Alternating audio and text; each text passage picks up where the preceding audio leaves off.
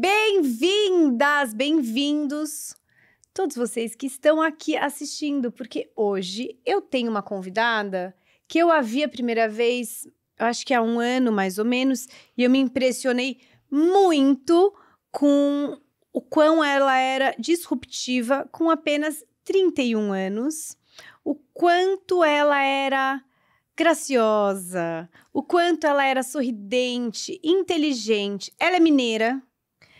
Os pais dela sempre fizeram questão que ela estudasse muito bem e saísse daquele status quo para desbravar o mundo.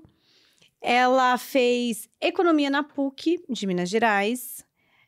E eu considero ela uma das mentes mais brilhantes que eu já pude conversar e ouvir. Porque eu já ouvi muito mais ela do que ela imagina, do que a gente pôde conversar. Bem-vinda, Amanda Graciano! Ai, que prazer, Beto! Prazer é meu. Obrigada por ter aceito. Esse convite é uma honra pra gente estar com você aqui. Tentamos tanto. Nossa, sim. Mas a sua agenda é pior que a agenda do Papa, digamos. Olha, mas quase. Deu certo, graças a Deus. Então, muito obrigada. Eu sei que é correria o seu dia a dia, o quanto você tem muitos projetos, sempre em desenvolvimento, sempre apoiando as pessoas. Mas eu espero que seja uma conversa agradável e que você possa abrilhantar nosso dia, assim como você transformou a minha tarde naquela palestra que eu assisti com você. Aquele dia foi uma aventura, né? Foi uma aventura. O jogo de cintura, que esse a gente teve que ter. Mas bastante também. Sempre, né, digamos. Mas foi muito legal, né? Aquele dia foi muito bom. Foi muito bom. Me fala uma coisa, até pra gente conseguir também trazer uma introdução super interessante sobre quem é a Amanda. Porque eu tenho a Amanda que eu conheço das pesquisas que eu fiz, né, no mundo digital. Que eu já trouxe aqui na apresentação. Mas quem é a Amanda, na essência? No mundo digital, bem mineira, né? Porque você pesquisa e não dá pra saber muita coisa. A gente é muito mineira pra muita coisa, é muito discreta também. Assim, então, na hora que junta tudo, é capaz de não encontrar. Mas eu sou mineira, de Belo Horizonte, então da capital. Belo Horizonte. Sou a mais velha de 4 irmãos, de quase 30 e poucos primos, tudo de primeiro grau. Então, Natal é tipo amigo oculto 50 pessoas. Tipo, mais ou menos isso, assim, demora 2, 3 horas, caos. Mas eu venho de uma família muito grande. Então, acho que um pouco dessa coisa de quem tá perto, ajudar com que as pessoas prosperem, as coisas avancem, é uma coisa muito intrínseca de quem é muito família, né? Então, eu tenho esse cuidado com todo mundo. E às vezes eu acho que isso é bom, e às vezes eu acho que isso é péssimo, porque eu me preocupo até com quem talvez eu não deveria me preocupar. Sou economista de formação, faria economia de novo. Você faria? Faria. Eu ia te perguntar isso. Faria. Por quê? Porque economia é ciência social, né? Não é exatas. Começa por aí. Quem tá lá no banco é engenheiro, gente. Não são os economistas. Tem economista em tudo, né? Na política, nas grandes organizações, nos bancos, claro. Mas na economia, eu acredito que eu desenvolvi uma linha de raciocínio. Sabe essa coisa do holístico? De você olhar uma coisa e considerar todas as outras, mas, tipo, se essa ficar parada, o que acontece no mundo? Essa linha de raciocínio, eu não tenho dúvida que foi a graduação que me trouxe, assim. Que legal. E que é uma coisa que eu uso muito no dia a dia, né? Vamos mexer aqui, o que acontece com o resto do projeto, do planeta, da tecnologia, dessa organização, quando a gente mexe nesses pontinhos. E eu gosto de muita coisa, né? Então, a economia é ótima, porque é história, prova de história que você faz com matemática e prova de cálculo que você volta para a história para responder coisas de cálculo. Então, acho que essa mistura, para mim, foi muito boa. Eu gosto muito. E aí, você se formou em economia e você já veio para São Paulo? Como que foi esse processo? Não, eu entrei na faculdade aos 17 anos e eu gostei do curso, então eu me formei aos 21. Não é genialidade, é só que meus pais colocaram todos os filhos um ano antes na escola, então também não tinha esse 9º ano que tem agora, etc. Mas colocaram na escola porque é uma família negra, meus pais sempre trabalharam fora. Não tinha dinheiro para ter babá, alguém para cuidar das crianças, então uma das alternativas foi fazer com que a gente ficasse pelo menos um turno todo mundo no colégio. Então a gente eu entrei na escola, tinha 5, 6 anos. Apesar de fazer aniversário em maio, porque tinha uma coisa assim, quem faz aniversário até o primeiro trimestre, que conseguia, meus pais conseguiram colocar todo mundo um pouco antes. Então eu me formei com 16 anos, 17 ali, e já acabei entrando na faculdade em seguida. E aí eu me formei com 21. Eu venho para São Paulo quando eu tinha 26, fiquei um tempo ainda em BH. trabalhando, e vim a São Paulo, como todo mundo que vem mesmo, a trabalho. E gostei, tô por aqui até agora. Mas eu brinco, é o clássico, né? São Paulo, alguma hora vai acontecer na vida da maioria das pessoas. É verdade. Isso é uma verdade. E você, lá em Minas, que você começou a trabalhar com energia, e aqui você migrou mais para inovação, ou essa transição é recente? Não, lá também eu já tinha trabalhado com inovação. Eu trabalhei com energia durante a faculdade. Acho que na faculdade também, por ser uma área, economia, por ser uma área muito abrangente, é tipo um direito, né? Super abrangente. Eu fiz estágios em diversos setores. E um deles foi energia. Talvez foi o que eu fiquei mais tempo, assim, em termos de estágio. Então, por isso que eu achei isso no mundo. Foi. Online. E aí, foi sensacional. Porque o planejamento de mercado, estratégia, que é uma área que eu gosto muito e eu atuo nela até hoje. Mas assim que eu me graduei, eu fui trabalhar numa ONG que trabalha com liderança e faz projetos voluntários e também faz intercâmbio. E nessa ONG eu conheci o ecossistema de inovação em startups. E aí, eu trabalhava numa agência de marketing nessa época, com vendas. E aí foi engraçado porque eu conheci esse mundo de startups e inovação e eu era vendedora na agência. Todos os meus clientes naquele período eram startups ou empresas de tecnologia. Aí, gente, eu acho que eu vou migrar para aquele outro setor, que é um setor que chama mais atenção. E aí, em BH, eu trabalhei com biotecnologia. Eu lembro da época que a gente ajudava os cientistas, que são cientistas da Fiocruz, membros da Academia Mundial de Ciências, a pegar os projetos deles e fazer isso virar empresa. Porque não é a mesma linha de raciocínio, né? Você consegue fazer uma tese de 500 páginas, mas para fazer um pitch e ganhar investimento é outra coisa que você tem que falar. É muito diferente. E é difícil, né? Porque se você passou anos... Eu brincava assim, falando do dedo mindinho, você falando 2, 3 horas sobre o dedo mindinho, você não consegue reduzir isso em 5 minutos tão fácil como quem já faz isso com mais praticidade. Aí eu trabalhava com isso em BH e tinha vontade de vir morar em São Paulo. Eu testei vários processos seletivos até que eu tive a oportunidade de mudar para cá para trabalhar com inovação também, mas aí em outros setores, para outros mercados. E quando você chegou aqui, a minha sócia na agência, que fundou a agência comigo, ela é mineira também. E ela veio morar em São Paulo também para fazer faculdade e a trabalho. E ela fala que quando ela chegou, ela se sentiu assim numa selva. Que ela não se sentia tão bem acolhida. Tudo bem, ela tinha 18 anos, isso tem logo quase 30 anos, né? Mas que ela não se sentia muito acolhida e que ela ficava meio perdida com o modus operandi de São Paulo, aquela rapidez toda, e ela mineira. Para você, causou estranhamento, assim, estar longe da família, principalmente tendo tantos primos e sendo uma família tão enraizada? E você se sentiu acolhida? Como que foi? Boa pergunta. Acho que sim, não. Acho que falta da família eu sinto até hoje. Porque de todos eu sou a única. Eu tenho um primo que agora veio fazer medicina em Mogi. E aí, às vezes, quando ele fica lá perdido e sozinho também, ele vem pra casa. e aí é fácil, né? Porque você tem metrô, etc. A gente vai pro samba, vai sair, vai fazer algumas outras coisas. Mas acho que essa coisa da família ainda sinto falta porque é uma galera, né? Não é 2, 3, é uma meia dúzia de pessoas. Mas senti, não senti por uma coisa muito específica. Essa empresa que eu trabalhava com biotecnologia, a gente rodou um programa de aceleração em São Paulo. E aí eu morei junto com a minha chefe, com os meus colegas de trabalho, a gente dividiu um apartamento, uma grande loucura. Aí uma vez por semana cada um de nós estava em BH e tinha esse rodízio, etc. Então eu pude viver em São Paulo 1 ano antes de mudar, durante uns 4 meses, assim. 3 semanas em São Paulo, uma em Belo Horizonte, mas eu vivi uns 4 meses. Então deu, e era quase turismo, né? Porque aí não era morar mesmo. Então deu para conhecer São Paulo, aproveitar um pouquinho mais. Então não estranhei tanto quando eu mudei. Mas coisas que eu estranhei e que hoje eu já relevo é o trânsito, o horário de pico, 300 mil pessoas dentro do metrô, do trem, sem entrar e sair do trem, sem fazer nenhum esforço. Eu falava, gente, esse é o trem da televisão. O trem que eu via falando, olha, a estação de metrô em São Paulo não funciona, eu tô no meio desse caos. Isso eu percebi. Hoje eu já não sinto tanto, mas, por exemplo, esses dias meu tio veio... Acho que eles foram no Brás, queriam conhecer alguma coisa. E aí, meu primo falou assim, aqui todo mundo anda rápido demais. Eu falei, eu acho que as pessoas andam correndo. Sem necessidade nenhuma, né? Porque é um final de semana. Mas tem... muito agitado, né? E você tem uma coisa meio aceleração. Padrão. Eu acho que São Paulo, perto do que eu já tive a oportunidade de conhecer, pra mim parece muito Nova York. Eu acho que Nova York é São Paulo 20 vezes mais caótica, assim, de volume de pessoas andando rápido. De iluminação, de tudo. Ainda bem que no Brasil tem a lei, que senão a Paulista ia ser igual uma Times Square, com certeza. Não tem dúvida, assim, de TV no meio dos prédios e tal. Mas são cidades... A cidade limpa, a lei da cidade limpa. E são cidades super agitadas, né? Não tem o que fazer mesmo. São Paulo é meio caótico. Mas eu acabei me acostumando com isso. E você hoje voltaria a morar lá em Minas?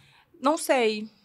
Eu gosto da tranquilidade de Minas, mas eu gosto também dessa possibilidade de eu ter muitas opções, de hoje poder escolher uma coisa e amanhã outra, sabe? Show, lugar pra sair, coisas pra conhecer. Da agitação mesmo, O que não necessariamente eu tenho... Né, eu vou ter, por exemplo, em Minas. Mas eu vou bastante a Minas. Acho que desde a pandemia, assim, virou um super hábito e com bastante frequência. Na pandemia você morou lá ou ficou aqui? Fiquei meio a meio. Quando eu fui pra lá pra tratar de uma alergia que eu tive, que até hoje... Alergia é coisa super difícil de descobrir, né? Até hoje não sei o que é. Fui pra ficar uma semana, fiquei 4 meses. Aí eu Porque entrou a pandemia. E aí não precisava de ir pra lugar nenhum. Você trabalha de casa mesmo, obrigatoriamente, cliente, tudo. Então, eu fiquei lá 4 meses seguidos. E também não tinha como viajar, né? Não tinha como vir de avião, só se fosse de carro, ônibus, né? Então, e eu não dirijo ainda. E aí, morando em São Paulo, não precisa, porque eu moro do lado de metrô e faço praticamente tudo. Ah, e tem transporte Uber, táxi. Chega super rápido. Então, não tem essa necessidade. Aí, acho que eu fiquei, assim, meses lá, em vez de ficar uma semana e voltar, fiquei meses e ficava meses. Acho que eu tenho que só ver se a casa está no lugar, se não organizar, caiu nada. Se não caiu nada, não estourou um cano e voltar. Então, eu fiquei fazendo bastante isso. E quando a gente fala muito sobre inovação e o fato de você, né, falar, eu conseguia trabalhar de casa. Como que você, isso agora eu tô perguntando como curiosidade, tá? Como que você avalia, essa mudança mesmo de hábito do home office? E como que você tá vendo também a volta ao velho normal? Porque eu acho que a gente eu vou dar um exemplo. Eu tenho filhos, a minha casa é mais caótica, tem obra em cima, obra na rua, minha internet que cai quando ela quer. É meio bagunçado para eu trabalhar de casa. E tem o ponto que, ao mesmo tempo, existe o conforto. Hoje eu demorei 1h10 para ir pro trabalho. Tudo bem que hoje eu tô na paz de espírito do Senhor Jesus Cristo há bastante tempo. Então, eu vou cantando, ouço louvor, eu faço o que for necessário, leio. Mas antigamente não era assim. Então, o home office também ajuda muito nisso. Mas como que você avalia a tendência dos próximos passos? A gente vai voltar 100%? Vai, tenho certeza. É mesmo? E eu, Beta, sinto falta de olhar para as pessoas, tá? Mas é o brasileiro, né? A gente não sabe... Total. O brasileiro mais velho, né? Que nem eu, por exemplo. Porque meus irmãos não sentem essa menor falta. Os meus irmãos mais novos. Eles preferem home office. É que minha irmã faz medicina, não tem como, mas... não tem como. É impossível, mas ela, se tivesse que escolher, escolheria home office. E... eu não sei, eu gosto de conversar com as pessoas, eu, depois de 5 minutos na tela do computador, conversando com alguém, eu já tô lembrando se eu reguei a planta, fechei a janela. Pra mim é cansativo. E você acha que vai voltar? Acho, infelizmente. Porque eu gosto... Esses dias eu estava falando disso com os amigos. Eu gosto da opção. Então, assim, eu tenho problema com figura de autoridade, né? Eu não gosto de regra e ninguém mandando em mim. Então, o fato de ser obrigatório estar no escritório, isso é algo que me desespera. Mas, assim, se a gente acabar marcando reunião a semana inteira no escritório, tá tudo bem. Mas a Amanda, minha mãe fala que eu era super questionadora, que até hoje eu bato pé, não concordo. Eu fico imaginando, difícil criar essa garotinha. E como que fez pra você? Você emagreceu quantos quilos? Não tenho a menor ideia. Mas muito. Eu emagreci bastante. Acho que eu desinchei também, né? Mas acho que é alimentação. Pode ser, mas... E como que você entrou nesse hábito? Se você não gosta de regras, assim, de... Não odeio regras, gente. É muito difícil. Mas acho que pra mim, o do emagrecer foi... Eu acabei saindo da empresa que eu era sócia, etc, tal. Eu falei, deixa eu ali fazer os exames que os médicos já tinham pedido, né? E meus pais são profissionais de saúde. Então, eu tenho o hábito de olhar um pouquinho pra isso. E eu já tinha percebido que durante a pandemia eu tinha engordado. Né? A roupa me avisa. Eu ficava, não é possível que a minha secadora secou todas as roupas, elas encolheram. Né? Eu sei usar uma máquina. Porque quando eu não sabia, de fato, a máquina encolhe só as roupas. Mas não encolheu todas. E aí, eu fui no médico, fui numa nutróloga, acabei indo em vários profissionais. E aí, eu tenho resistência insulínica. Coisas que eu descobri pesquisando foi... Pessoas negras têm a tendência de ter intolerância à lactose. É mesmo? Porque a dieta no continente africano, ela não tem leite. alimentação no continente africano. Quem tem leite são os europeus, não é ninguém no continente africano, dos 50 e tantos países. É uma alimentação um pouco mais a grãos, verduras, frutas, leite, trigo, sei lá, óleos, são uma coisa um pouco mais do continente europeu. E a gente, no Brasil, isso é muito misturado, né? Muito. E aí, então, existe uma tendência das pessoas terem intolerância à lactose. E eu quase não bebo leite. Realmente, quando eu bebo coisa com leite, eu passo muito mal. E resistência insulínica, que é uma coisa normal do corpo e que você só resolve com atividade física e alimentação. E eu sabia disso, mas eu não tinha olhado. Quando eu fui fazer meus exames, a minha glicose estava 130. E eu também não sou uma pessoa de comer açúcar, nada disso. Aí a minha nutróloga olhou e falou, 130 é glicose de diabetes tipo 2. A gente vai tratar isso. Então, a gente começou desde reduzir olhar para alimentação um pouco mais saudável. Eu tomei o medicamento para diabetes também, porque ela falou, você está muito nova para ter uma diabetes tipo 2 e eu como muito pouco.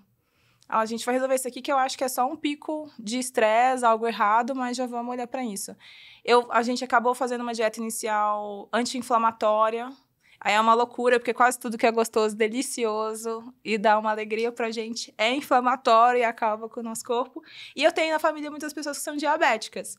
Então, pra mim, E aí, eu falei isso ontem, que o impacto negativo, sabe? Incentivos negativos funcionam comigo. Então, assim, se eu botar o dedo na tomada e levar choque, eu não vou botar esse dedo na tomada de novo. Se eu for botar, eu vou botar diferente. Uhum. E aí, a alimentação também acabou vindo um pouco nesse sentido. Porque mudando ela muito, agora, se eu como coisas muito gordurosas, eu vou passar mal. Então, eu nem quero comer uma coisa gordurosa, entendeu?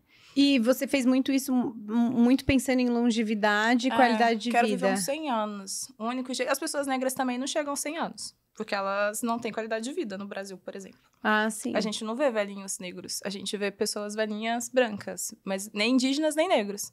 E isso tem a ver com a qualidade de vida que essas pessoas têm. Na pandemia também, quem mais morreu, enfim, de maior idade, tem a ver com a qualidade... Com o que tem acesso, né? É isso. E o que conhece. Então, eu quero viver uns 100 anos. Mas eu quero viver bem. 100 anos, dependendo das pessoas, pra levantar, pra ir no banheiro, pra comer, eu tava falando com uma amiga minha, ela falou assim, eu quero estar bem aos 100 anos pra eu poder fazer cocô. Mas se eu tenho que usar fralda e alguém tem que me limpar igual o bebezinho, não quero, é humilhante. Só isso. É te levantar, te sentar. Então, eu sou ex-atleta, né? Mas eu odeio academia, odeio do fundo do meu coração. Eu entro na porta, meu humor vai embora, o carisma vai todo embora, eu só quero ir embora daquele lugar. Mas... não tem como envelhecer com qualidade se eu não fizer musculação. Sim. A minha nutróloga, um dia, ela tá assim, eu também não gosto da academia, mas quando eu envelhecer, eu quero pentear o meu cabelo. Nossa, pegou pesado. Músculo, né? Falei, não, mas que bruto, né? Pesado. Eu falei, tá, entendi. E aí, esse hábito de vida, ele entrou na rotina mesmo. Mas você também não acha que isso em relação... Quer dizer, eu entendi que você gosta de não ter a obrigatoriedade de ir pro trabalho todos os dias em loco. Mas o home office também para jovens que não tenham uma estrutura psíquica, emocional, também não afasta muito da socialização, do exercício físico, de ter experiências.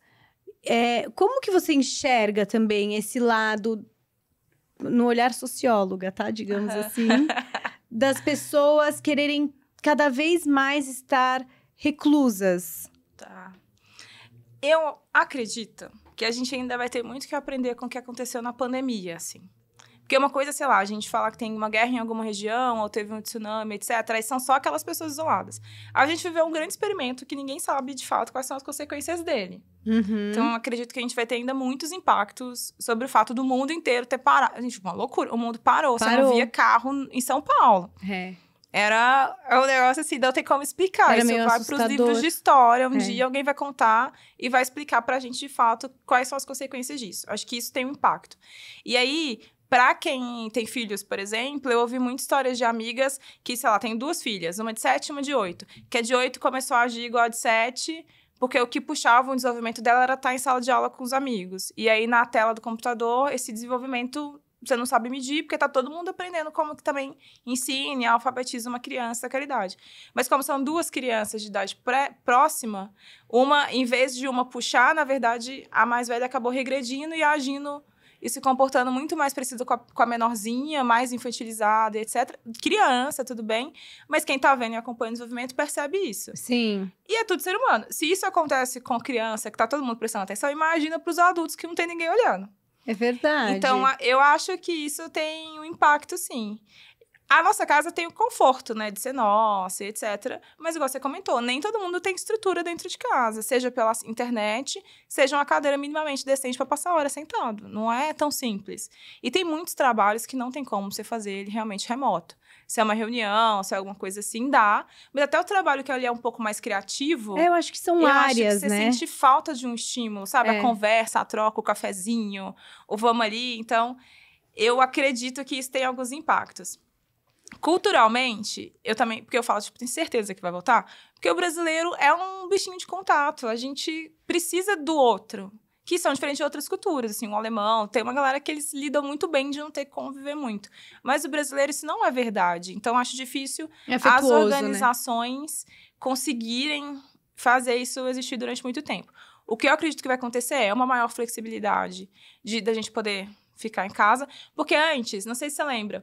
Era quase uma vergonha você não foi trabalhar hoje. Você tinha que conseguir um atestado para justificar que você não foi hoje. O que não faz sentido nenhum, assim. Putz, eu não tô bem, sei lá, tô com cólica. Deixa eu ficar em casa. Eu sou muito melhor trabalhando de casa com cólica do que tendo que enfrentar 1 hora de trânsito pra ir, uma pra voltar com cólica. Não vai ser um bom dia no escritório. Então, eu acredito que essa flexibilidade, ela vai existir. Mas... Até pela forma com que a gente ainda olha a gestão, é difícil, assim. Muitas gerações trabalhando juntas, o modelo de gestão, a escola de gestão que a gente ainda tem, ela é um pouco do comando e controle ainda. Sim, é hierarquia, né? E aí, como é que você faz comando e controle com as pessoas em casa, sabe? Então, e quem faz as regras, eu gosto da autonomia, eu odeio regra.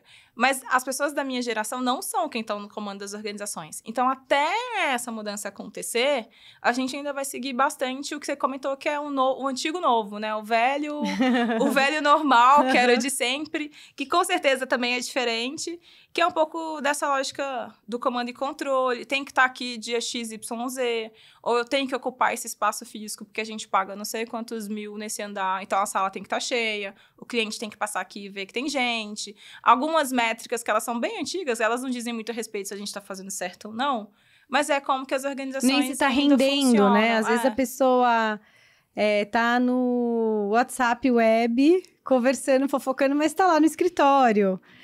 Com certeza. Eu acredito muito que... Eu sinto muita falta, mas a minha área é a área de atendimento. Então, atendimento é contato, é comunicação, não tem o que fazer. É isso. Mas tem outras áreas na agência que eu sinto que não teria a necessidade de ir todos os dias e etc. Mas sim, flexibilidade existe. Acho que a gente tem sim uma geração que é até legal você estar falando, porque você é da geração... Você é millennial ou geração Z? Eu sou millennial. Você é millennial ainda. Não gosto de regra, não sei o que lá, millennial purinho. Mas eu sou millennial, mas eu gosto de regra. Mas você gosta de regra porque você é dono da sua empresa, você quer botar a mínima regra, mas você gosta da figura de autoridade em cima de você? Não. Viu? Millennial. Não gosto de autoridade, assim. Eu também gosto de regra, eu também tenho a minha empresa, é bom que todo mundo cumpra as regras. Mas assim, é todo mundo adulto, sabe? Tem o limite, não é possível que a gente errou tanto no processo seletivo. Eu tendo a confiar. Isso acontece também. Acontece, mas com bastante frequência. É isso que eu ia falar agora. Não é bom, mas acontece. Todos adultos. Eu entendi agora o seu ponto. Uma coisa é você gostar de regras, outra coisa é você querer ser regrada, né? Assim, eu nunca tinha pensado por esse lado. Nossa, vou entrar numa noia hoje com essa história. Da ordem é horrível. Desesperador. Mas eu gosto de estar com pessoas, assim.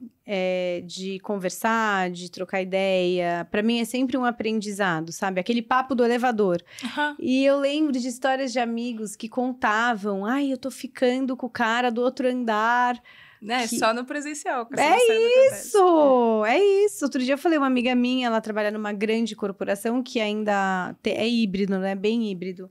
E aí ela falou, eu tô solteira. Eu falei, claro, fico o dia inteiro em casa, não vai trabalhar. Ela, eu trabalho todos os dias. Eu falei, não, você entendeu o que eu quis dizer, assim, não vai pra rua, né? Não vai pra rua, não vai ver gente. Às vezes é um cara que você esbarra.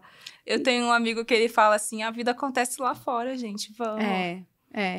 E muito do que até a gente falou no começo, né, sobre hoje saúde mental estar tão em voga. Verdade, a gente teve um papão. Graças a Deus, isso foi no backstage, a gente tava falando sobre saúde mental, emocional. Eu acho que a pandemia não só piorou, como também as pessoas se habituaram a estar sozinhas. Então, as pessoas se habituaram a não ter companhia física. Se habituaram a só falar online. E isso também acaba prejudicando não só o relacionamento, mas o desenvolvimento cerebral das pessoas, né? Porque a minha história eu já sei de cor e salteado, você sabe a sua.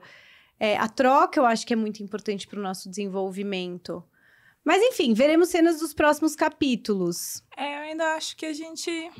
E aí tem... Quando a gente olha para essas evoluções tecnológicas e mudanças, etc., existem fortes indícios de que a gente vai mudar 100% a forma de trabalhar. E eu fico brincando que alguém um dia vai contar as histórias pra gente. Eu gosto muito de política, né? Então eu fico esperando alguém contar também as loucuras que a gente tem vivido no bloco, assim, mundo, porque tem muita coisa diferente acontecendo ao mesmo tempo. Mas você precisa de uma distância para você compreender. Quando a gente olha para as evoluções tecnológicas, muita gente já compara esse tanto de coisa que está acontecendo, interfere no trabalho, na vida, o celular, a rede social, a inteligência artificial, né, com as revoluções industriais. E certamente alguém vai dar um nome desse mesmo, Revolução Industrial XPTO. Porque está mudando tudo, assim, não é só a ferramenta. É que as ferramentas estão tendo impacto na forma com que a gente vive. Numa cidade tipo São Paulo, interfere como que a gente se alimenta, porque quase todo mundo pede comida. Ou na hora que vai fazer algum tipo de comida, já faz com os equipamentos XYZ. Na hora de lavar, aperta um botão, seja a roupa, a louça. Você não acha maravilhoso? Eu acho fantástico, mas ao mesmo tempo, assim, mudou muito o jeito da gente viver. Total. E aí, acho que essa mudança cria também um pouco... É que eu sou muito relacional, né? Mas eu também compreendo que tem gente que não gosta muito de gente, tem um pouco de fobia social, etc. A minha irmã Só que eu acho que isso tá aumentando. A minha irmã gêmea, ela fala, cara... Como que você aguenta sair tanto, ver tanta gente? Pelo amor de Deus, o que você vê em um dia, eu vejo em um ano. É que, pra mim, me alimenta novas histórias. Me alimenta saber que você... Eu também tenho muitos irmãos e primos. E também a piada com meu marido. Meu marido é meio filho único, assim. Ele tem irmãos temporões. E ele fala... Ele fala, meu, amigo secreto no seu Natal dura 4, 5 horas, eu não aguento. Lá em casa é assim. Aí você põe as crianças pra falar, aí elas esquecem, aí alguém vai lá falando no ouvido. Sopra, que exato. bonitinho. Mas eu pensa, se a gente não tivesse hoje conversando, sentando, talvez eu não soubesse disso. Isso é algo que gera conexão, gera empatia, gera relacionamento. E as pessoas falam, seremos todos substituídos por robôs. Isso é até uma coisa que eu quero depois abordar com você. Mas, a meu ver, primeiro, robô não tem emoção. Robô não compra shampoo. Robô não precisa comer. Robô não faz xixi e cocô. Robô é uma máquina. E ele precisa de instruções, ele precisa de comandos. E quem vai dar esse comando é o ser humano. Sim. Eu acho que a gente vai... ter o robô como um grande aliado no nosso dia. A mecânica como um todo. Como a gente já tem. E quem fala, não gosto da Alexa. Tampem o celular. Tô dando exemplos bem amplos. Olha, essa babá eletrônica, ela vigia o seu quarto e ela pode ser hackeada. Tudo o que todo mundo falava quando começaram os carros, quando teve o primeiro avião. Que diziam que como que um negócio daquele tamanho ia voar. Quando tinha o rádio. O rádio, tudo. Então, são mudanças onde as pessoas são obrigadas a se adaptar. Ou senão, você tem que sair do mundo, porque você não faz mais parte. E inovação, a gente tem que olhar a tecnologia e inovação, a meu ver, como uma ferramenta para nos apoiar no dia a dia. E eu não esqueço, a minha avó, que já faleceu... Ela tinha uma campainha de emergência que automaticamente mandava um sinal para o hospital e o hospital já mandava uma ambulância. Isso era incrível. Talvez se tivesse no passado, muita gente teria sobrevivido a diferentes problemas. Acho que coisas mais simples, assim, que a gente está indo para a tecnologia que é digital, né? Tá no celular, etc. Mas, por exemplo, eu sou ex-atleta e eu tenho uma âncora, tipo um parafuso no tornozelo. Eu já não estava dando conta de andar, eu fui atrás para entender, tinha rompido o ligamento do pé. Penso tanto de gente que já não rompeu o ligamento nesse mundo, anos atrás, e não tinha um negócio... Gente, o meu tornozelo com parafuso é melhor do que o que não tem. Quase biônica. Então, assim, as pessoas perdiam qualidade de vida, porque eu já não estava conseguindo andar. Então, certamente, eu não faria várias das coisas que eu faço hoje, viajar, etc., com tanta tranquilidade, porque eu ia perder bastante mobilidade. E era uma condição que um parafuso resolvia. Isso é tecnologia também. É verdade. É verdade, eu não tinha pensado. Eu tava pensando muito mais como uma tecnologia no digital mesmo, é isso. Tem muita coisa que é legal. O que eu percebo é que a gente tá vivendo no momento que tudo tá sendo colocado em xeque, assim, o jeito que a gente vive, o jeito que a gente se relaciona, etc. O que, voltando naquele assunto da inteligência emocional, pra mim o que vai acontecer é que a gente vai ter mais tempo. E a gente não sabe o que fazer quando a gente tem mais tempo. E não é tempo trabalhando. Porque na hora que você automatiza lá as coisas, não sei o que lá, que você não precisa mais trabalhar 8 horas por dia, porque não vai justificar. E dependendo do que você faz, você não vai poder ter 2 empregos, vai sobrar tempo. E você vai fazer o quê com esse tempo que sobra? Vai enlouquecer, que é o que tá acontecendo com as pessoas. Porque a gente não sabe ser humano. A única coisa, a gente aprendeu tudo, mas ser humano foi a coisa que ficou mais sem evolução e é que a pandemia provavelmente regrediu. Que a gente foi obrigada a aprender a viver sozinho, 2 anos, praticamente, sem conseguir se relacionar muito bem. Eu acho que isso vai ter impacto. Porque aí o robô pode fazer o que ele quiser. Gente, ainda bem que vai ter alguém para fazer a tarefa que é automatizada, que você faz 300 vezes a mesma coisa. Só que vai sobrar tempo. E ninguém tá olhando efetivamente para na hora que sobra tempo, o que a gente faz. E o que você imagina? Que é daí cuidar da saúde emocional? Sim, eu acho que a gente vai mudar a relação com o trabalho. Cidade tipo São Paulo, que a gente falava que muitas pessoas vêm pra cá por causa do trabalho. Muitas pessoas vão embora agora por causa do trabalho. Vão embora por causa do trabalho. Mas, por exemplo, aqui eu acho engraçado que as pessoas perguntam assim, de onde você é? Aí eu comumente respondo, você tá perguntando de onde eu sou ou você quer saber qual é a empresa que eu trabalho? E eu sei que é a empresa, porque normalmente é fulana de tal lugar, ciclana de tal lugar. Eu falo assim, você quer saber de onde que eu sou? Eu sou mineira. Mas eu hoje trabalho no lugar X. A gente vive numa cidade que o sobrenome das pessoas é o sobrenome do lugar que elas trabalham. Na hora que isso muda quem você é, seu jeito de viver no mundo. É que o ser humano, no mundo inteiro, o nosso trabalho ocupa um espação na vida. E eu suspeito que do jeito que a gente está vivendo e criando essas ferramentas, as ferramentas vão ocupar um pedaço desse tempo. E aí a gente vai ter que descobrir o que é que vai ficar com tempo ocioso. Se a gente vai estudar, se a gente vai aprender, se a gente vai viver... vai praticar esporte, vai juntar as amigas para tomar chá no meio da tarde e fazer fofoca e falar da vida e ficar vigiando a rua, não sei, mas a gente, essa geração inteira, não aprendeu. Porque os nossos avós faziam isso, sei lá, eu fico olhando assim, bisavô, etc. A galera tinha o hábito de aproveitar um pouquinho mais a vida. Tinha, super. A gente não sabe. Tem uma geração gigante, umas 2, que todo mundo só trabalha. E talvez seja algo cíclico mesmo, que agora a gente esteja caminhando para um respiro, né? Para menos, não sei, 2023 eu tive um ano muito pesado, assim, de ansiedade, de tem que fazer, tem que cumprir, tem que. Correndo atrás dos anos perdidos, né? Ai, de tudo perdido, sabe? E aí nós, millennials, a gente não, realmente não quer ter o ter que. Não. E aí foi o primeiro ano na minha vida que eu não coloquei... Na minha vida, que exagerada. Nos últimos 10 anos que eu não coloquei uma meta pro ano.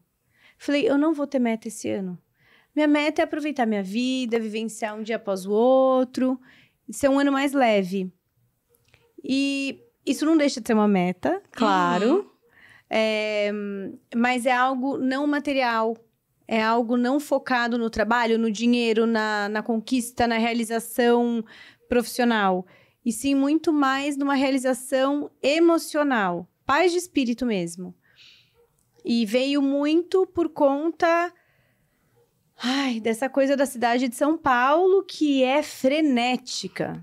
Que a gente não para um minuto com o trabalho. Exato, com o trabalho. E porque... o sair para tomar uma cerveja, o passear, o fofocar, são prazeres muito pontuais, né? O dia a dia é trabalho maçante, é filho, é conta para pagar, Os boletos vêm, né? É a única coisa que continua Nossa, acontecendo. Eu dei muita risada que eu recebi, teve uma dinâmica recentemente do Big Brother, que era uma carta que a família mandava e alguém postou. Essa seria a carta que eu receberia, era uma carta do Serasa. Ela continua vindo, né? Os boletos Isso aí não deixa de vir nunca, né? E me fala uma coisa, quando você diz, você fala muito, você veio para São Paulo, então você já trabalhava com inovação. O que mais te encantou no mundo da inovação e da tecnologia, principalmente para as mudanças que você espera no mundo? Nossa, profunda. Você achou? Achei que mudanças para o mundo. Estudei o dia inteiro. O que eu acho muito legal quando a gente olha para trabalhos com inovação e tecnologia é que são projetos ou iniciativas que elas realmente têm o poder de mudar o rumo de uma organização. Não só na ferramenta que é usada, mas também no tipo de modelo de negócio, como que aquela organização ganha dinheiro e qual que é o papel daquela empresa no mundo, né? Porque eu sou da opinião que a empresa tem que ter algum papel no mundo, que senão ela pode fechar. Mesmo que no final do dia seja só dar empregos. Né, que tem um tanto de externalidade negativa e está destruindo um pedaço do planeta Terra. Mas assim, ela tem que ter um propósito. Se não tiver, essa empresa pode ser fechada, porque ela não vai fazer falta. Uhum. E aí, quando a gente trabalha com inovação e tecnologia, é você olhar constantemente para o longo prazo, né? Como é que essa organização vai ser perene? Como é que eu vou olhar para a sustentabilidade desse negócio? Não só no aspecto ambiental, mas financeiramente. Como é que as pessoas vão fazer um bom trabalho? Como é que eu vou ter ganho de eficiência e escala? Porque é comum, né? Então, como é que eu continuo fazendo um bom trabalho, mas sem gastar tanto? Será que eu vou conseguir atender 20, 30 clientes, mais 100, mais 200? Eu tenho que aumentar também o volume de pessoal ou vai ter alguma tecnologia ou ferramenta que me ajuda a fazer esse mesmo tipo de entrega? Se é uma organização que trabalha mais no digital ou se é fábrica. Tem coisas fantásticas, assim, fábrica de automóvel é um negócio incrível, quase não tem gente, você tem pessoas em outros lugares da organização, até porque é uma atividade de alto risco. Né, nas mineradoras também, assim, que eu sempre tive muito pé atrás com a mineradora, talvez por causa do estado que eu venho, mas mineradora hoje tem muita tecnologia justamente por causa do risco da atividade. É um risco para todo mundo, para quem trabalha e para quem está no caminho, né, da onde está as mineradoras. Então, elas têm um arcabouço tecnológico gigante. Você tem que conseguir prever e saber alguma coisa sem estar lá. A indústria do petróleo também, que a gente fala muito dos combustíveis fósseis, enquanto ninguém inventar um negócio melhor, a gente vai continuar usando. Tá, como é que a gente usa isso da melhor forma possível, sem acabar com o planeta Terra na velocidade que a gente está acabando? Eu vou colocar uma pessoa lá embaixo, no fundo do mar, onde não tem como, que o ser humano não aguenta chegar lá embaixo. Gente, esse negócio tá várias torres Eiffel de distância para você tirar aquele petróleo dali. Tudo isso é tecnologia, que é o que viabiliza esse mundo pós-moderno que a gente vive, né? O carro, tudo depende dessas coisas. Então, você trabalhar com inovação e tecnologia é você pensar, tá, hoje é assim, como é que eu melhoro? Como que eu incremento? Como é que essa indústria vai existir daqui? Tá tudo mudando, né? A gente falou vários dos comportamentos das pessoas. É o consumidor. Então, o meu consumidor hoje, depende da minha indústria, tá com um problema emocional, ele não quer sair de casa, ele só trabalha em casa, ele tem isso e aquilo. Isso vai afetar todas as indústrias. Então, esse olhar da inovação, isso ajuda muito você pensar qual que é o futuro da organização. E qual a diferença entre tecnologia e inovação? Tecnologia é uma ferramenta, inovação é uma teoria? Não. Eu amo isso. Eu adoro falar, né? Inovação não, eu tô amando, porque eu tô tendo uma aula. Eu tenho certeza que vocês também. E se vocês acharem que eu estou fazendo perguntas aleatórias e tipo, tá, aí o problema é de vocês. Brincadeira. Aproveitem para aprender comigo. E se vocês já sabem, também me ensinem. Segundo o dicionário, porque eu sou a pessoa do dicionário, porque eu sei que as vozes da minha cabeça nem sempre dão tanta credibilidade por aí, né? A gente sabe do mercado. Inovação, no dicionário, é você fazer algo novo. Então, é o ato de inovar, ou o ato de fazer uma mudança, etc. Que ela pode ser incremental, ela pode ser um negócio muito diferentão. O que vai determinar isso é o contexto. Aí, o contexto nunca está no dicionário, só fala que é algo de inovar, etc. Mas é o contexto. Então, algo que talvez na cidade de São Paulo a gente ache super diferente, em outros lugares do mundo talvez seja assim, gente, isso aqui existe há milhões de anos. E vice-versa, né? Ou algo que numa cidade que é menorzinha, tem algum tipo de tecnologia chegando agora, a gente olha e fala assim, putz, mas isso em São Paulo já é comum. Então, o contexto define muito o que é inovação ou não. Não a nossa opinião. Tá. E aí, a gente precisa prestar muita atenção até para indústrias. Eu vou ter alguma indústria... O varejo, geralmente, é quem testa muito tecnologia antes das outras indústrias. Acho que até pelo consumidor, né? Então, vitrine. Eu amo vitrine. Eu acho vitrine um negócio sensacional, assim. Você vê muita inovação, tecnologia. Tipo VM, assim. Você ama Sim. aqueles visual merchandising? Amo. Tá. Mas é porque eu fico pensando muito já no consumidor, né? Então, Sendo impactado por aquela vitrine. Sim, igual cor, sei lá, uma coisa muito específica. Que não tem 100% a ver com tecnologia, mas não deixa de ser inovação. Quando a gente vê o rosa, eu não vi o filme da Barbie, mas o rosa da Barbie é o rosa Valentino, que 1 ano antes já estava nas passarelas e nas vitrines.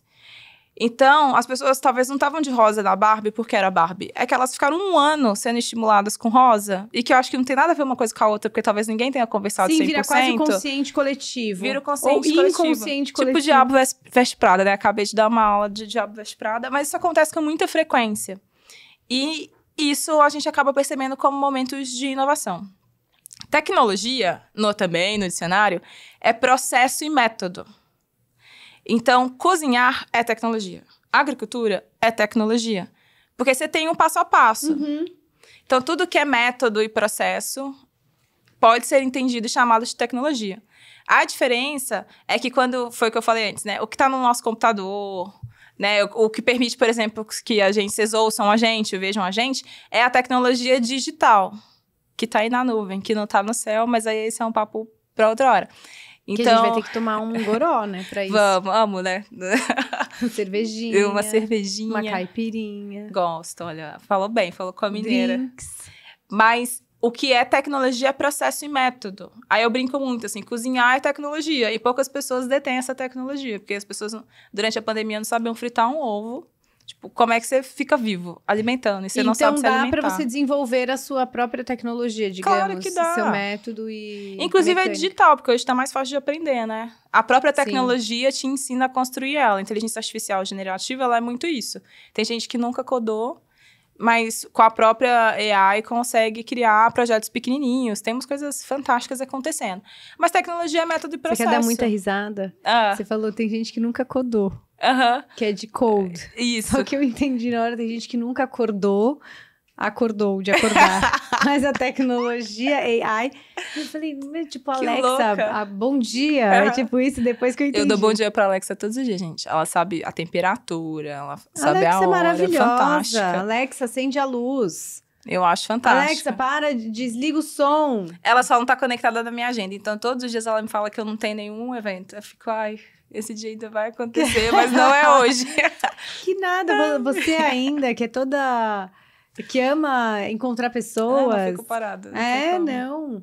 Eu me dá faniquito ficar em casa, assim. Obviamente, pontualmente, é uma delícia. Você tá muito cansada, você quer ficar zapeando. O ato de não fazer nada, né? Aquele ócio criativo real. Agora, no dia a dia... Deus me livre, eu acordo, já pulo da cama. Apesar que eu gosto de ficar de preguicinha, mas pulo da cama, tomo meu banho, faço minha ginástica. Eu amo o dia, muito mais do que a noite. Eu sou bem do dia também. Então, pra mim, assim, vivenciar desde que começa o sol raiar, é quase, não estou perdendo tempo de vida. Mas isso é coisa da minha cabeça. Quando tem sol, então, eu sou tão feliz. Eu amo. Quem fala, nossa, tá muito calor. Eu falo, que não bom. Reclama, deixa esse sol aí. O frio, eu não sou muito feliz, não. Eu prefiro o sol também. E, tipo, hoje, essa chuvinha que tá deliciosa. E o dia tá quente. Tá quente, tá bom, tá ótimo. Mãe, e a gente tava falando muito sobre... A gente falou muito sobre a sua jornada, das empresas que você trabalhou.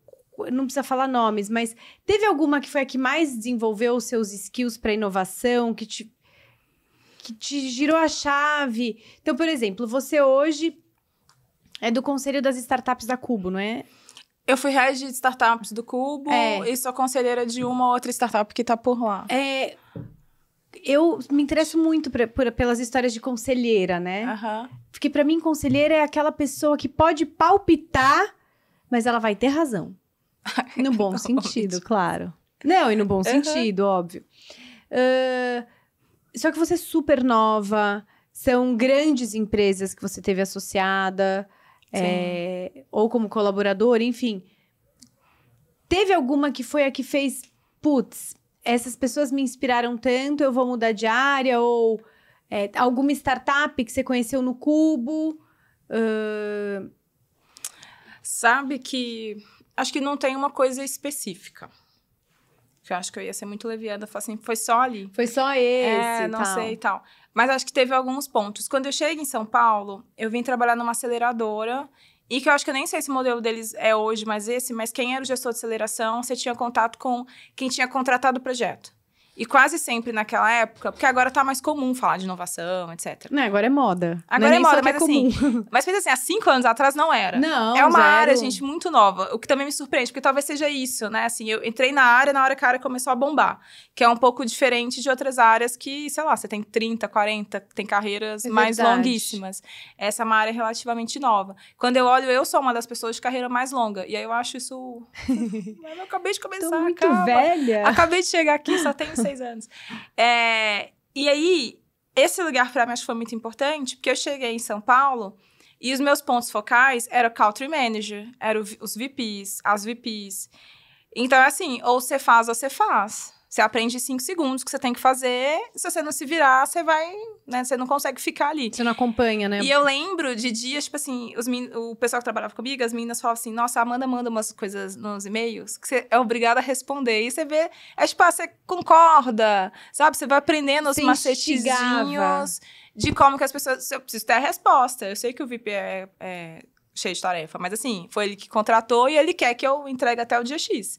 Então, eu fui aprendendo isso. Reunião. Então, que as pessoas ficam meio testando umas às outras. Então, você tá vendo que você tá sendo testada. Aí, se você não fala nada, ferrou. Porque, e aí? Eu tenho mais 3 meses de projeto.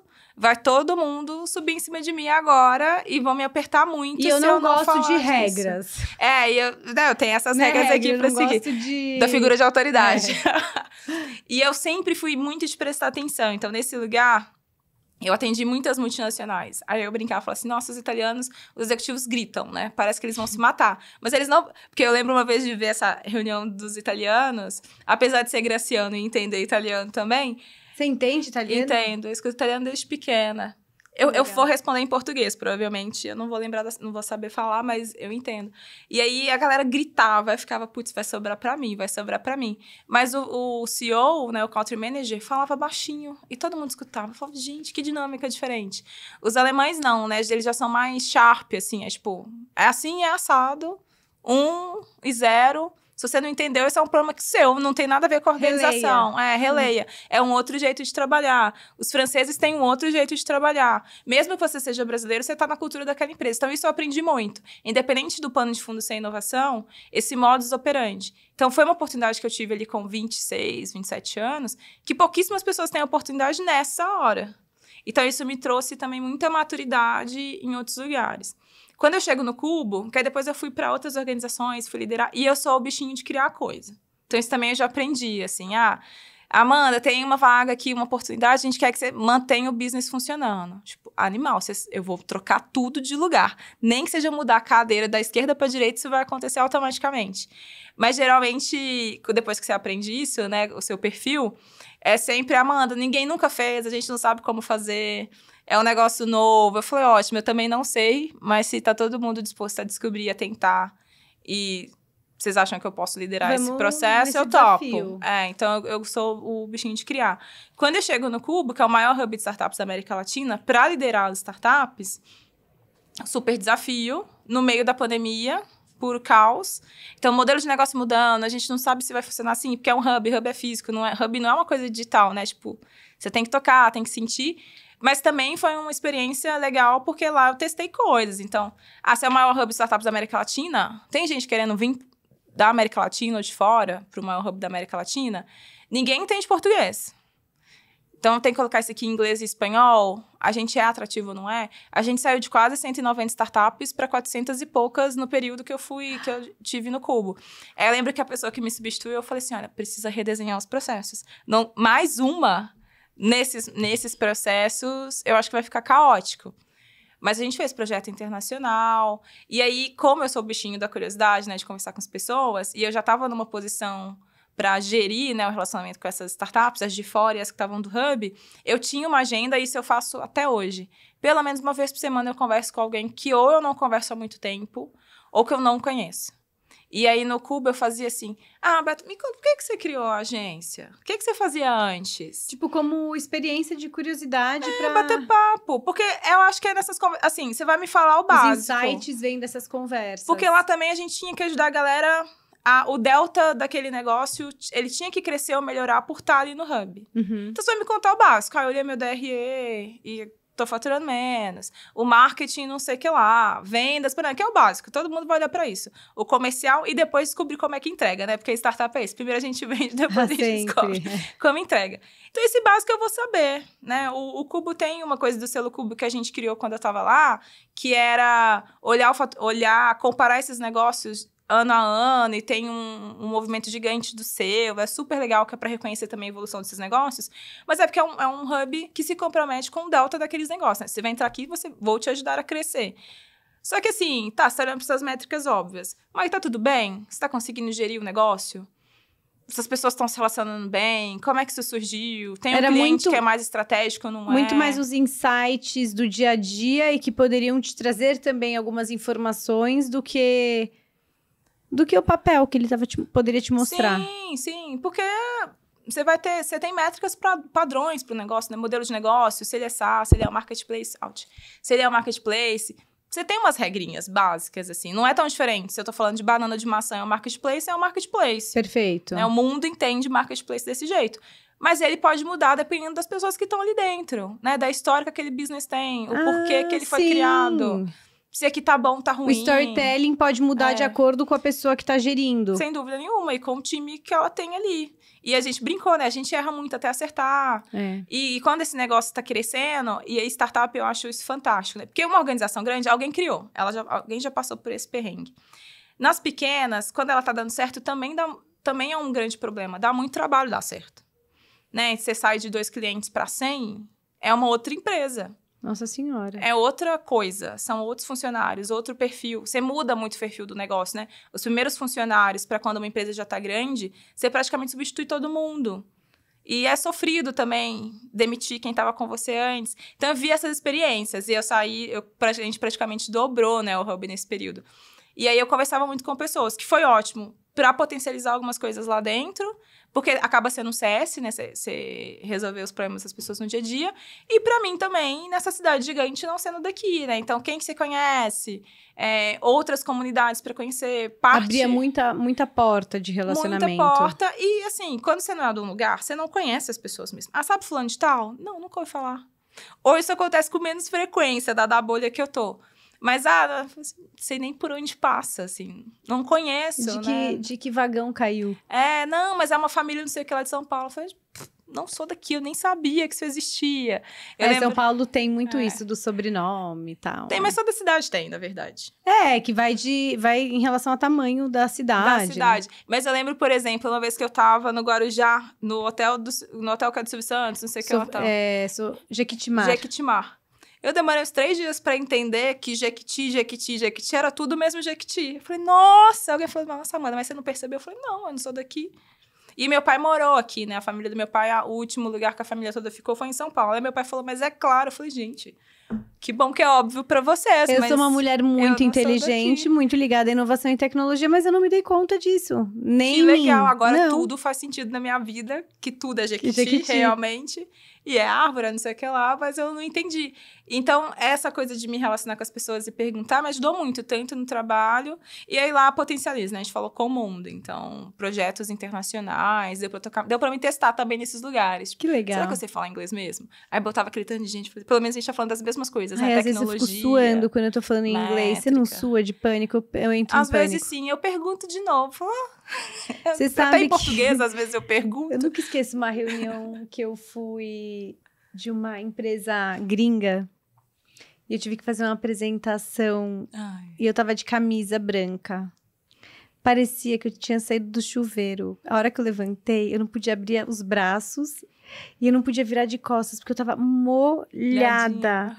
Porque eu entendo tudo, eu morei fora, mas eu tenho muita vergonha. E é uma besteira. Minha irmã, que é professora, é psicóloga e também já deu aula em escola, ela fala, a gente erra até o português, por que tem que ser perfeito no inglês? Só fala. Gringo vem pra cá, eles falam português. Então, mas, eu fico desesperada. E aí você ainda tenta decorar, só piora. Porque você esquece uma né, palavra. Tem que saber a coisa, assim. Aí eu me acostumei a perguntar de novo, fala devagar. Eu sou fluente em português. É isso. E olha lá. E sou mineira, me respeita. E eu já como palavra no português também. Então, você tá comendo palavra. Gente, eu sou mineira, tô mineira típica. Vou comer palavras, talvez eu invente um tanto de gíria no meio do caminho. Mas acho que de últimos lugares... E aí, depois que eu saí do Cuba, eu fui ser sócia. Eu já sou sócia da minha família, da minha mãe e dos meus irmãos, desde os 15 anos. A gente tem uma empresa juntos. E isso tem crescido, enfim, tem ido também por entretenimento, outras coisas. E aí, quando eu saio, eu vou ser sócia de uma empresa em São Paulo, que eu acho que isso foi uma experiência nova também. Uma coisa é ser sócia da galera lá de Minas, mas ser sócia de uma empresa em São Paulo, com o nível de influência que a organização tinha, com os projetos que a gente chegou a fazer também nas grandes organizações, foi super legal. E aí muda... E aí, acho que as coisas foram casando, sabe? Porque eu aprendi muito rápido a lidar com o executivo. Então, as pessoas falam, mas parece que você é isso há muito tempo. Eu falo, gente, mas o perrengue que eu tive que passar sendo prestadora de serviço durante um ano e meio... já no alto escalão, já acabou me treinando muito rápido para outras oportunidades, outras experiências. Perfeito. E que provavelmente é o caminho que eu vou acabar continuando que você vai dar continuidade. Porque te dá... o fato de não ter... não a rotina, mas o único cliente, a única execução. É muito legal. É o que você o que eu mais amo da área de atendimento é isso, que eu convivo com diferentes pessoas, diferentes marcas, diferentes pensamentos. Você muda, né, as coisas. Não existe uma regra, não existe uma receita. Existem pessoas.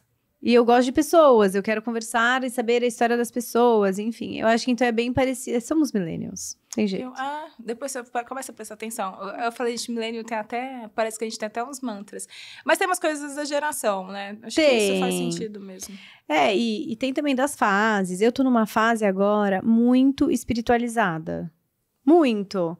Eu leio a Bíblia, Salmo, Chico Xavier, assim, cabeceira. Mas meu livro agora chama Prática da Felicidade. Então, nada mais me aborrece. Mentira, eu me aborreço várias vezes ao dia. Mas eu dou muito menos peso para os aborrecimentos. Tem um livro que chama O Jeito Harvard de Ser Feliz, que é o método. É meio que a continuação, só que é de uma brasileira. Super interessante. Enfim, depois eu te mando o nome, mas faz a gente enxergar também a nossa geração, talvez como uma geração que reclame demais, sabe? Nada, nossa, tô em home office, não encontro ninguém. Tô no trabalho, queria estar em home office. Nunca satisfeita. Nunca satisfeita, né? E a gente tem muito mais pra agradecer do que pra reclamar. Mas enfim, é uma fase que eu tô agora, que eu encontrei Jesus. E todo mundo fala que eu tô pregando. Todo mundo, minhas amigas falam, meu Deus, você tá pregando agora. Eu falo, eu prego, gente. Tá fazendo bem pra mim? Porque eu acho que e pras pessoas. Eu não tô mandando você confiar na minha religião, tô mandando você ter fé na vida, ponto. A gente já recebeu aqui outras mulheres também que fazem parte, ou já fizeram parte da ONU. E você entrou no Pacto Global. O que é o Pacto Global da ONU? E qual que é a sua função hoje? Ou qual foi a sua função? Boa. A ONU, ela é um órgão que Você viu que eu falei de fé, eu falei da ONU, né? Porque a nossa última experiência é a ONU, ultimamente. Brincadeira. Não, acho que é uma organização que você tem muitos países ali envolvidos, né?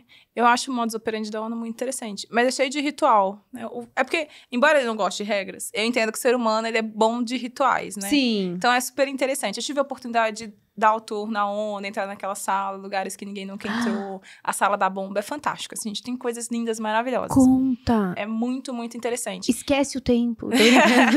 Não, é muito legal. Então, por exemplo, uma coisa que eu aprendi, que me contaram. A ordem que as pessoas sentam, que os países sentam naquela plenária, ela é uma ordem alfabética, mas é por sorteio. Então, eles tiram um país, sei lá, sai o Brasil. E começa aí, a partir do Brasil, vai a ordem alfabética. Só que são 100 e tantos países, né? E o dia que eu tava na ONU, nesse lugar que a gente foi fazer um tour, eu descobri o tanto de países que tem letra A. Porque tem duas paredes, assim? Tem 2 fileiras de bandeira. O Brasil tá, tipo, no final da primeira fileira. Eu falei, mas é a letra B. Tem país demais com a letra A. Quanto você chegou a contar? Não, mas era demais. Porque era tudo... Eu falei, gente, como é que tem tanta diferença com a letra A, assim, essa... E aí os países dão presentes para a ONU, né? Então tem o espaço Que tipo físico. de presente?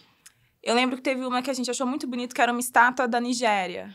E aí era uma deusa, uma coisa específica. Então você tem coisas que remetem muito à cultura daqueles países. A sede da ONU em Nova York, especificamente, tá ligada a isso. Primeira vez que eu fui para os Estados Unidos foi para ir para a ONU. Super simbólico. Falei assim, que chique. A ONU me chamando para ir. Ainda bem, porque eu acho que tirar o visto nessas condições foi mais prático do que qualquer um. Eu quero ir pra Disney. Talvez demoraria um pouco mais. Talvez Disney, você estaria até agora na fila porque tá em greve. Tô brincando, né? Na pandemia ficou um ano para as pessoas conseguirem tirar o visto. Mas, enfim, a ONU vai ter várias agências, né? A gente tem ouvido, talvez, falar um pouco mais, porque ela tá diretamente ligada a coisas de direitos humanos. E o mundo também tá uma grande bagunça, caos, guerra para todos os lados. Porque se tem um lugar que tá tendo muita guerra, é o mundo, né? Tem um pedaço do planeta Fazia que briga. tempo, né, que não via tanto. A gente tem muitos conflitos. Conflitos. Em muitos lugares, assim, tipo, não é um lugar específico, tem muitos lugares com conflitos, e a ONU, ela tem um pouco dessa proposta de remediar esses conflitos, e o surgimento da ONU tá também ligado a um grande conflito, guerra mundial, e aí a gente tem a ONU. E existe uma agência, e aí tudo tá muito ligado a causas humanitárias. Gente da ONU, se eu estiver falando errado, depois corrija, manda aqui um adendo. Pacto Global, ela é uma agência que está ligada ao segundo setor. Ela não é uma agência que está ligada a ONGs e outras coisas do terceiro setor. Ela é uma agência do segundo setor. E aí, por diversos entendimentos, mas um dos principais é que existe o entendimento de que o segundo setor, ele também é uma causa e consequência da forma como as pessoas se relacionam no mundo, né? A gente acabou de falar que o jeito do ser humano viver nesse mundo é o trabalho. Então, se a gente fala que o segundo setor é quem tem mais dinheiro, quem movimenta mais dinheiro, como é que essas empresas também se comprometem com as externalidades que elas geram? E aí, hoje, né, em pleno 2024, essas organizações que fazem parte do pacto, elas se comprometem com as ODS, que são os Objetivos de Desenvolvimento Sustentável até 2030, que já está ali, e que antes eram 7 objetivos do milênio, que via nas sacolas plásticas do mercado e tal. Essas coisas vão se desenvolvendo, hoje são 17. E aí cada organização acaba se comprometendo com uma coisa, e cada lugar do mundo, o Pacto Global tem um tipo de papel diferente, ou olha para coisas diferentes. Então. Porque cada lugar do mundo tem uma necessidade também, né? Perfeito. Tipo, é aqui diferente. É ambiental, o outro pode ser humanitário. Isso. É tipo isso? E tem movimentos diferentes. Então, no Brasil, a gente tem um movimento olhando para mulheres na liderança, pessoas negras na liderança, saúde mental, sustentabilidade, tem de economia circular. Tem um negócio que tem um nome bonito, mas a gente fala de fazer as coisas certas. Tem um nome aí, vocês devem saber qual que é. Tem um movimento sobre isso. Então, tem um movimento de economia circular, que diz muito sobre o Brasil. Em outros lugares do mundo, o pacto... Não faz sentido. Os pactos globais vão olhar para outras coisas. Até porque o Brasil é um país gigante, né? Talvez um país que seja menor, eles vão falar de outras necessidades. E aí, dentro do Pacto Global, eu recebi o convite para compor o Comitê Consultivo do Movimento Raça é Prioridade, que é um movimento que olha para pessoas negras em posições de liderança, mas também como que é a representatividade da população negra nas grandes empresas. Porque, assim, matematicamente, é a maior parte da população do Brasil. E ela não está em lugar nenhum, majoritariamente, em nada. Sei lá, nem no carnaval sendo jurado, nem nas grandes organizações. Você vai encontrar nas comunidades. A gente sabe, no trabalho mesmo, formal. Então, olha muito para isso, porque a gente quer uma representatividade do país. Sim. Não é nem porque é melhor, mais certo, mais errado, porque aí vira um grande problema, mas assim, como é que a gente garante que essas pessoas vão ter no mínimo a oportunidade? Assim como o movimento Elas Lideram, que também tem no pacto outras pessoas que são comitê consultivo e outras organizações que vão ser signatárias, que olha para mulheres em posição de liderança. Como é que a gente garante que essas mulheres vão ter as oportunidades, independente se elas decidirem serem mães ou não? Como é que a gente garante que a gente vai ver mulheres na posição de liderança? A gente vai ver mulheres CEOs. A gente vai ver mulheres na vice-presidência. O que não é muito comum quando a gente olha para o retrato das grandes organizações no Brasil. Sem dúvida. E aí a gente vai ter impactos... No Brasil e mundo, né? Que aqui também tem muito. E aí a gente vai dar desculpa porque elas quiseram ser mãe, e aí? É bom, mas é que se não tivesse mãe, você não estava nem nascido. Não, e melhorou, porque o aprendizado muito. Também que as mulheres têm quando elas passam pela experiência de ser mãe... Essa mulher consegue gerir qualquer coisa, gente. Ela pode ser CEO de uma empresa, com certeza. Você sabe que eu tenho uma amiga minha que foi mãe recentemente e ela falou, eu devo me preparar? Realmente é difícil, lógico que é. A gente se culpa. Mas quando vem a culpa, também vem a resiliência. quando vem a privação de sono, vem também o tirar forças do além. Eu acho que faz parte. E é muito legal a gente saber que hoje os homens também estão exercendo um papel muito mais paternal do que antigamente. E que eles querem, os homens de hoje em dia se cuidam, os homens de hoje em dia querem saber como tá a família. Gente, óbvio, tô generalizando. Eu sei que tem homens que são péssimos e mulheres que são péssimas. Sim. Mas que bom que... isso eu diria até que é uma inovação, né, da nossa geração. A gente tá mudando o jeito de viver mesmo. O jeito de viver e de aproveitar a vida. Eu acho que... Será que é saudável a gente trabalhar 50 horas por dia?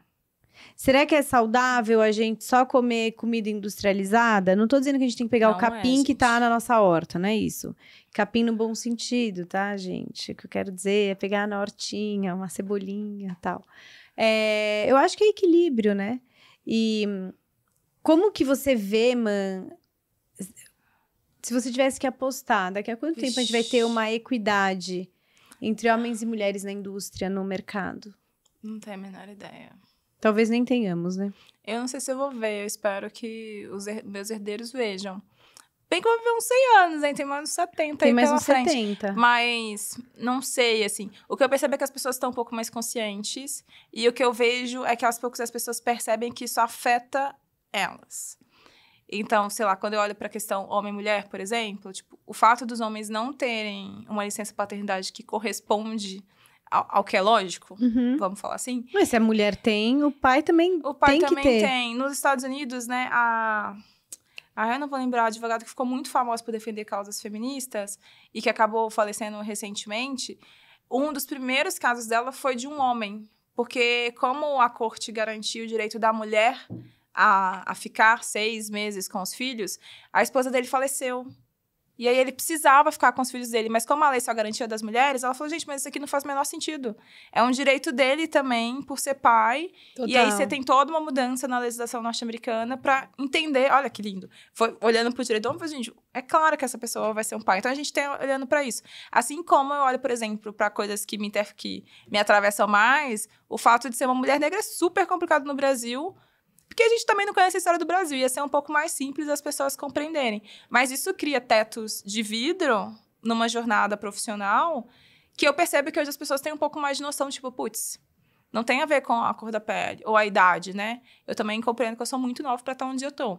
Se eu chegar calada... mas eu acho que isso também foram barreiras que foram quebradas. Elas vão sendo quebradas. Antigamente, uma pessoa muito novinha, não chegava. As pessoas não consideravam. Hoje em dia... As pessoas novas ensinam as mais velhas, e também com inovação, tecnologia, mundo digital. E eu acho que você não tem mais... É uma troca. E eu acho que tem, assim... Tem uma leve resistência, mas ela já... Em alguns lugares, ela já não é mais, tipo assim... Não, tchau, virei as costas. Ela é tipo, tá. Você tem a chance. Faça seu pitch. Você tem uma oportunidade. Então, eu vejo que essas coisas são relativamente novas. Coisas que eu vejo pessoas mais velhas falando, que é, tipo, jamais mulheres na posição que a gente tá... seriam possíveis ou estariam no volume que a gente conhece hoje. Dificilmente. Há 50, 60, 70 anos atrás. Dificilmente. A gente brigaria sem privilégios. Mais. Sim, e a gente brigaria muito mais para fazer o que faz. Então, eu acho que o mundo tá mudando numa velocidade menor do que a que eu gostaria. Porque eu gostaria de aproveitar dos privilégios que os homens aproveitam. Tipo, agora, assim. Isso é bom, imagina. Qual?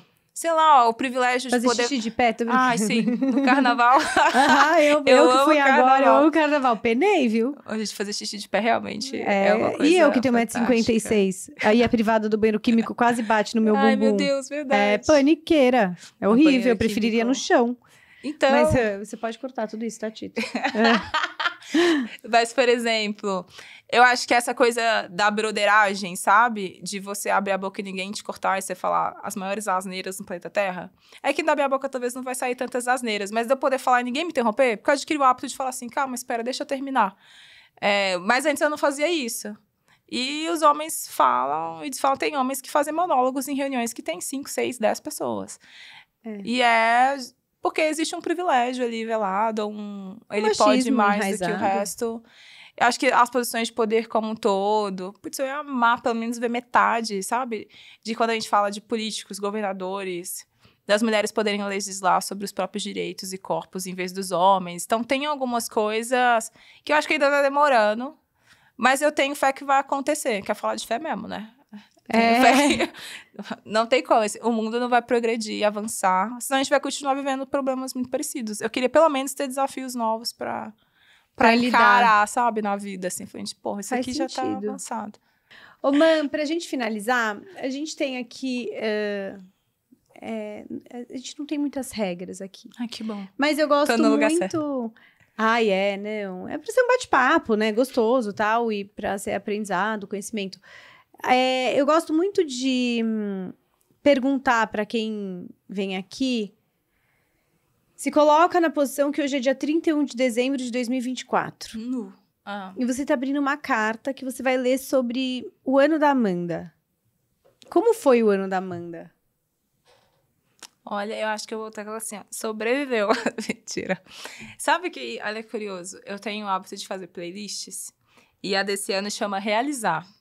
A da pandemia era sobreviver, a outra era acreditar, a desse ano é realizar. Então eu suspeito que na hora de ler essa carta vai estar assim, olha, conseguiu, né? Hoje eu acabei postando uma coisa que eu falei, olha, eu amo o meu hábito de não saber como é que faz, ir lá e fazer as coisas. Aí meu irmão falou assim... Eu vi isso. Aí meu irmão disse, mas aqui em casa todo mundo é assim, né? E aí eu acho que vai ser uma carta que vai estar, putz, você conseguiu. E acho que não só profissionalmente, que eu sou extremamente ambiciosa, e não também de não ir sozinha. Eu falei, gente, não tem saúde mental pra fazer as coisas sozinhas, não. De levar pessoas, de ir com quem é parecido, com quem é diferente, mas quem quer construir. Acho que tem essa ambição. Mas eu também tenho uma ambição muito grande por melhorar a minha qualidade de vida, saúde, sabe? Não tô mal de saúde, não, mas eu sei que dá pra cuidar e ter isso um pouco mais organizado e regrado, e de quem tá por perto também, assim, sabe? Então, por estar vivendo a vida direito. Porque meu pai, quando eu ligo pra ele, meu pai fala assim, viva bem. Aí, às vezes, quando ele falava, às vezes eu achava que eu não estava vivendo muito bem, não.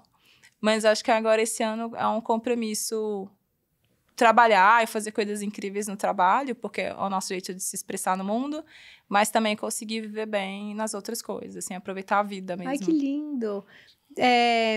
Amei isso que você falou, e eu acho que esse ano promete ser isso mesmo, porque das 5 mulheres que a gente conversou até agora, que vieram nessa mesa, tal... As 5 trouxeram assuntos e pensatas e cartas sobre preciso viver e ter mais experiências. Então, olha só. Pode ser um zeitgeist, hein? Olha, minha querida, eu queria dizer que foi uma aula, que você tem rosto de 18. Ai, que bom. Que você vai chegar no 100 com um pé nas costas. Mais do que o pé nas costas, é com músculo. E sim, pra poder pentear o cabelo. E poder ir no banheiro. E poder ir no banheiro sozinha. E poder ir no bloco, né, de carnaval. Imagina que maravilha. Não, eu tava agora e tinha muita senhora no bloco. Andando devagarinho, assim. É tipo saindo do metrô, que você vai com o fluxo. Eram elas, mas estavam ótimas. Então eu desejo que você tenha todas as suas realizações, sejam elas pessoais ou profissionais. Que você continue essa mulher sorridente, inspiradora, que faz com que as pessoas se encantem. Sabe Canto da Sereia? Que quando você fala, a gente para prestar atenção e as palavras vão entrando no nosso cérebro. Porque é muito interessante o quanto você coloca o ser humano em primeiro lugar. Independente se é preto, se é mulher, se é homem, se é homoafetivo.